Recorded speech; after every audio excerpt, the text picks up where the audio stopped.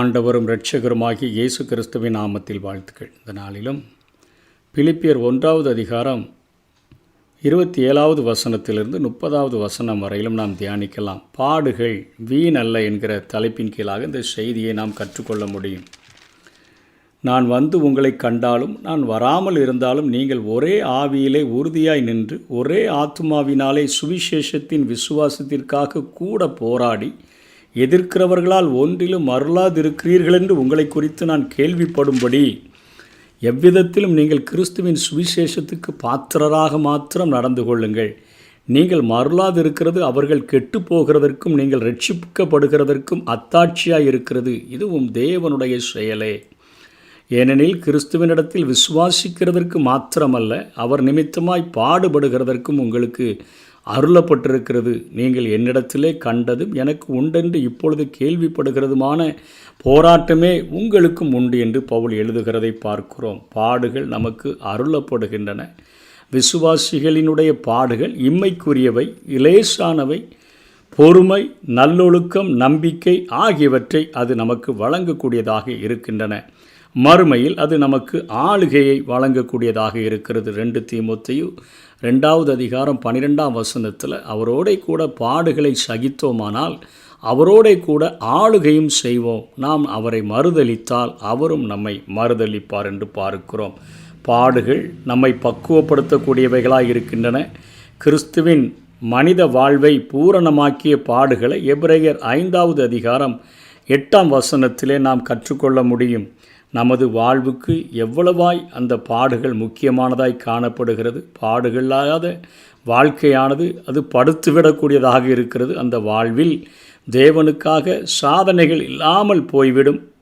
உடைக்கப்படாத பாத்திரங்கள் புதிய வடிவங்களில் உருவாக்கப்பட முடியாது. ஆவிக்குரிய முன்னேற்ற பாதையில் பாடுகளின் சுவடுகள்தான் வைக்கப்பட முடியும். ஏனெனில் போராடித்தான் நாம் முன்னேற முடியும்.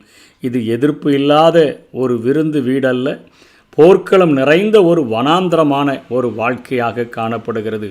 பாடுகளின் பின்பு பரிசு, அதாவது கனி, மிகுந்த கனி கொடுக்க சுத்தம் பண்ணும் கத்திகளாக அந்த பாடுகள் நம்முடைய வாழ்க்கையில் விளங்கக்கூடியதாக இருக்கிறது. யோவான் 15வது அதிகாரம் 2ஆம் வசனத்தில் இயேசுவே மிகுந்த கனிகளை கொடுக்கும்படியாக சுத்தம் பண்ணுகிறார் என்கிற வார்த்தையை சொல்லுகிறார். வேதனை இல்லாத வாழ்வில் சாத்தான் எளிதில் ஆட்சி செலுத்த முடியும்.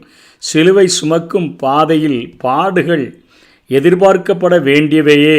லூக்கா 9வது அதிகாரம் 23லையும் யோவான் 16:33லையும் நாம் பார்க்க முடியும். சிலுவையின் கீழ் பெருமூச்சும் வியர்வையும் இரத்தமும் தளர்ச்சியும் வீழ்ச்சிகளும் உண்டு. ஆனால் அவை வெறும் வீழ்ச்சிகள் அல்ல, உறுதியான லட்சியத்தை நோக்கிய ஒரு முன்னேற்றமாக அது காணப்படும். அதன் உச்சியில் தொங்க வைக்கப்படலாம், ஆனால் நாம் ஏறுவது வானத்தின் படிகளுக்காக நாம் ஏறுகிறோம் என்பதை உணர்ந்து கொள்ள வேண்டும். இந்த பாடுகளின் பள்ளிக்கூடத்தில்தான் மணவாட்டி தூய்மைப்படுத்தப்படுகிறாள். இங்கு உருவாக்கப்படும் பண்புகள் விண்ணுலகில் சென்று செதுக்கப்பட முடியாத காரியத்தை இங்கே நமக்கு உண்டு பண்ணுகின்றன.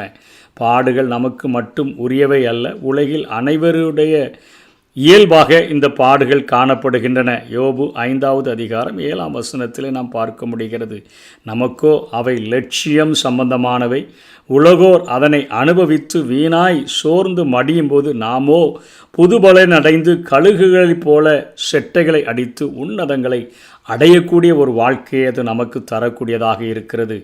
விமர்சனங்களா, உறவினர் தொல்லைகளா, புரிந்து கொள்ளாமையா, சமூக பிரச்சனைகளா, சபை பிரிவினையா, நோயா, மரணமா, தோல்வியா, ஏமாற்றங்களா, இழப்புகளா, வறுமையா, எதிர்கால நம்பிக்கையின்மையா, அபாண்டமான பழிகளா, நம்ம கலங்க வேண்டிய தேவையில்லை. அனைத்துக்கும் நன்மையாகுகிற, அதாவது சகலத்தையும் நமக்கு நன்மையாக மாற்றுகிற அவரை நாம் நோக்கி பார்க்கும்படியாய் கடமைப்பட்டிருக்கிறோம். அவருக்கு தெரியாமல் இவைகளில் ஒன்றும் நம்முடைய வாழ்க்கையில் அனுமதிக்கப்படுவதில்லை.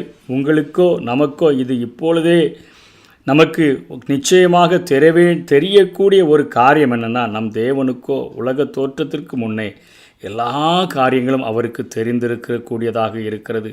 அவர் சித்தம் நிறைவேற நாம் ஜெபித்து நம்முடைய வாழ்க்கையை அவருடைய கரத்தில் நாம் ஊக்கமாய் ஒப்பு கொடுத்தோம் என்று சொன்னால் நிச்சயமாக பாடுகள் வீணல்ல, பாடுகளை சகித்தோம் என்று சொன்னால் அவரோடு கூட நாம் ஆளுகை செய்கிறவர்களாக காணப்படுவோம். அதற்கு நம்மை அர்ப்பணிப்போம். இங்கே இருக்கக்கூடிய பாடுகள் நம்முடைய வாழ்க்கையில் மிகுந்த கனிகளை செதுக்குகிற ஒரு கத்திகள் போல நம்முடைய வாழ்க்கையில் செயல்படுகிறது என்பதை புரிந்து கொண்டு ஆண்டவருக்கு நன்றி செலுத்துவோம், உருவாக்கப்படுவோம். கர்த்தர் தாமே நம்மை ஆசீர்வதிப்பாராக. ஆமென்.